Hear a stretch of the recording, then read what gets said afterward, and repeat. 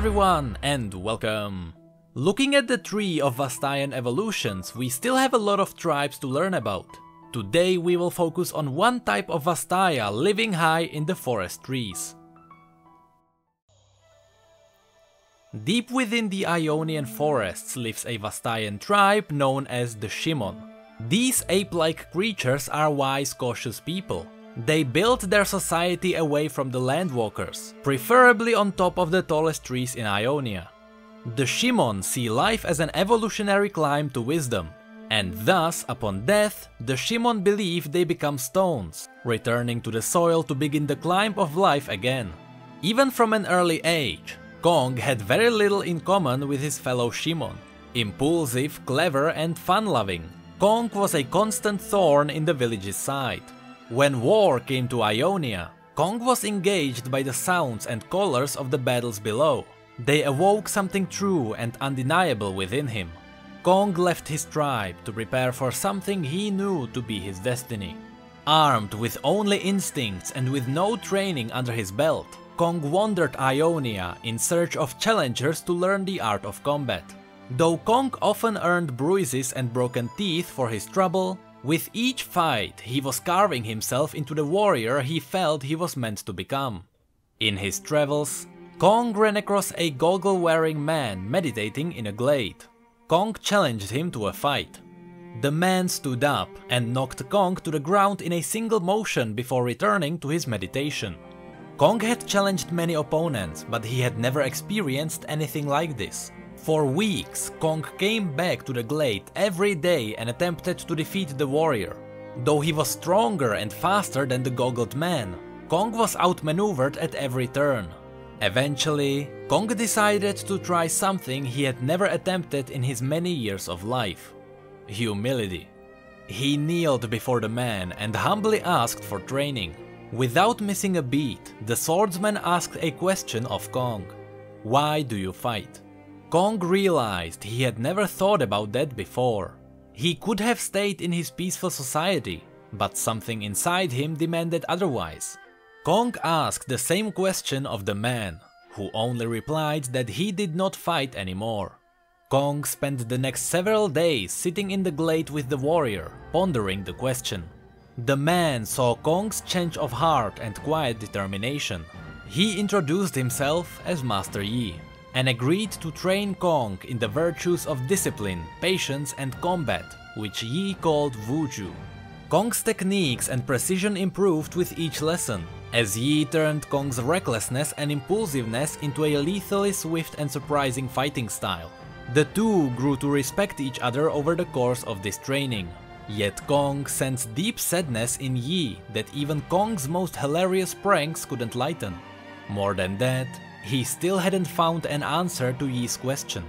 Maybe if he had known what Yi had once fought for, he could answer the question for himself. So Kong made Yi a proposition. The two would engage in a friendly spar. If Kong won, Yi would have to tell him what he had fought for. If Yi won, Kong wouldn't speak for an entire year. Yi eagerly accepted.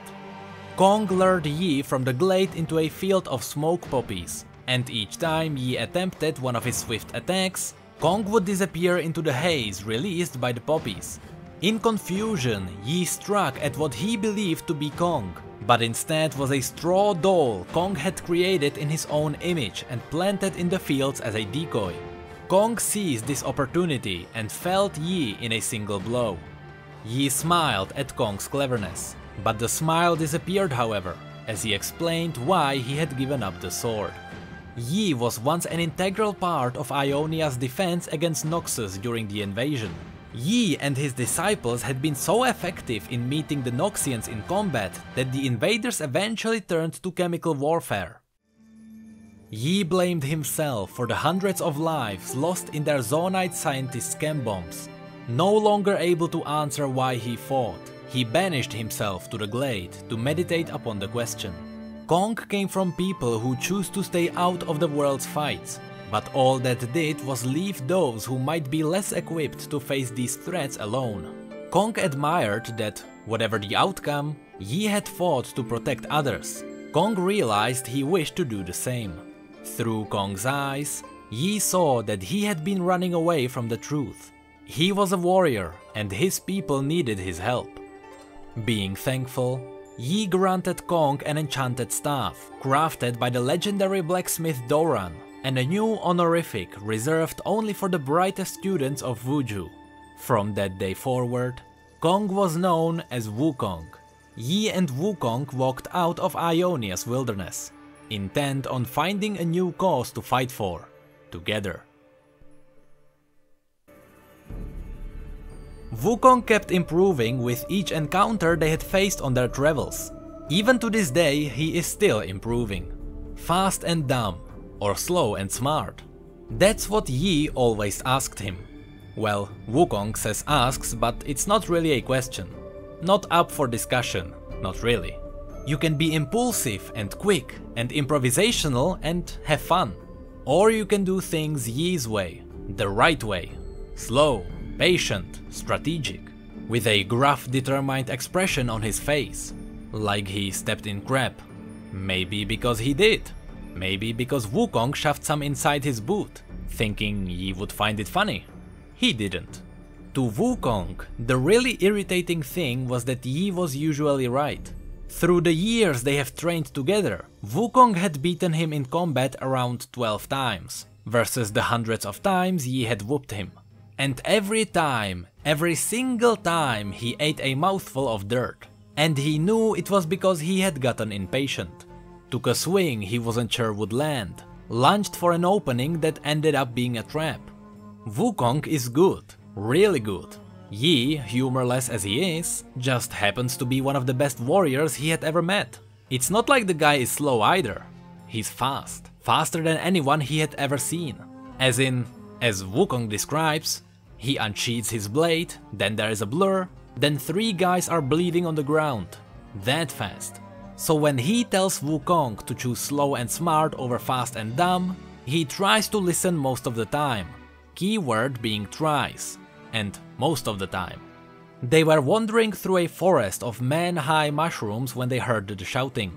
In addition to cutting off the punchline of an incredible joke Wukong had been telling, Yi made him dive into the thick of a bush to avoid detection. There were 6 of them, 5 bandits and a rope-bound captive, an elderly farmer with anxious eyes. Wukong felt this situation called for a liberal application of hitting people in the head with his staff, but Yi held him back. He put a finger on his lips, then pointed at his eyes. Observe, strategize, fast and dumb or slow and smart. Wukong sighed and looked over the group with a despairing eye. Raggedy clothes hung off their hunched backs, taut with stress. They seemed to take far better care of their blades than themselves. Their eyes scanned their surroundings as they marched, on the lookout for any potential ambush. One shoved a gag into the old farmer's mouth, presumably to stop the shouting they had just heard. The old farmer collapsed to the ground. The tumble was intentional. Anyone could tell that. His captors certainly did. The leader stopped and faced the old man. "Well, that tears it," he said. "You're old, my friend, but you're not that old, falling over every few hundred steps to stall for time. Give yourself a second to think about how you're gonna get out of this. That's an old streak, older than you." He squatted to the farmer's level. "You don't really have a chest full of precious stones at home, do you?" The old man stared at the bandit, terror slowly replacing itself with resignation. He shook his head. "That's a shame," the bandit said with a smile on his face.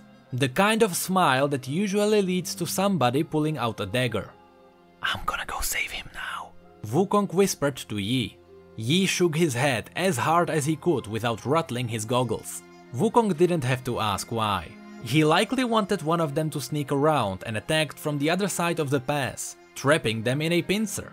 Or something equally cunning and time-consuming. Slow and smart. To Wukong, Yi was a big problem.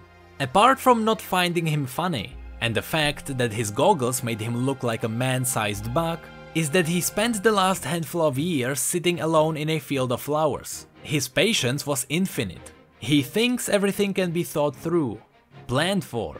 Still, Yi had said to go slow, so they would try it his way. Wukong nodded at him. Then he stared at the path behind the thugs. His sign for, "You get behind them, I'll attack on your signal." Yi circled back through the brush. He darted to the other side of the trail, too quick to notice even if they had been looking in his direction. Classic ambush setup. He would get their attention, and while their backs are turned, Wukong would hit them from his side. That's when the lead bandit pulled out a blade out of his right pocket. A small little thing, not good for much more than peeling fruit or slicing the throat of a tired old farmer. Wukong couldn't see Yi in the brush on the other side of the road, but he knew Yi couldn't see the blade. He didn't know what was about to happen. They were about to kill the old man, no matter how safe Yi wanted to play it. They had no time to go slow. Thankfully, Wukong had a secret weapon up his sleeve. In his words, "He is really good at fighting." The leader grabbed the old man's scalp and put a knife to his throat. Wukong leapt out of the brush, staff held high, and smacked the blade out of his hand. Then he got to his favorite part. Whenever Wukong gets a drop on somebody, he usually gets about 2 to 3 seconds of window as they try to make sense of him. Most people have never seen a Vastayan, much less a Shimon. They stood there slack-jawed, which usually gave him a chance to hit them before they realized what was going on. Wukong drove his knee into the lead bandit's chin, and his teeth clacked together so hard even he winced at the sound. "Stay where you are, Yi!" He shouted into the brush where he waited, unseen. "I got this." That's when a knife hit him in the shoulder. One of the bandits had been wearing a belt of throwing daggers across his chest. He tried not to imagine Yi smirking to himself. "Still got this, do you?" Yi yelled from the brush, likely staying out of the fight just long enough for Wukong to get his teeth kicked in, so he could leap in, save him, and shout that he told him to go slow. "Completely!" Wukong shouted as he tossed a handful of smoke poppies to the ground. He always kept a few on him. They are useful in combat, and even more useful for irritating Yi when he's bored. Then Wukong beat the hell out of the rest of them. At first Wukong didn't want to trouble us with the details. Well, but then he did anyway because he enjoyed it. He held his staff out and twirled around, aiming high so as to avoid the prone old man. His arms shuddered with every impact of wood against skull. He dodged blows, parried strikes, and only got punched in the face like twice. By the time the smoke cleared, he was the only one still standing. Well, him and the old man, once he got him to his feet. Yi stepped out of the brush, sighing. "Oh, come on," Wukong said. "What are you sighing for? I saved the grungy old man." "Hey," the old man said. "And my shoulder will probably heal in a couple of days." "Ow," he said, touching the wound. "What's disappointed you this time?" Yi cut the man's bindings. "I'm not disappointed," he said. "I'm irritated." "Why?" "I don't like admitting I'm wrong. You were impatient, reckless, and you absolutely made the right call." Wukong smiled. "Fast and dumb." Yi patted him on the non-bleeding shoulder. "Fast and dumb." And that was the story of Wukong. I honestly really enjoyed the changes here. I like that Yi now has multiple layers of character, and I can't wait till we get Ionian event to expand him even more. Although I like the old Wukong's connection to a possible world rune, in the end his new story makes him fit into the universe better. But that's all we have for today. If you enjoyed this video, feel free to click the like below and subscribe for more stories in the future. You can also follow us on Twitter, Facebook and Discord if you'd like to chat. Again, thank you all so much for watching this video and for your support, you know I really appreciate it. And as always, thank you come again.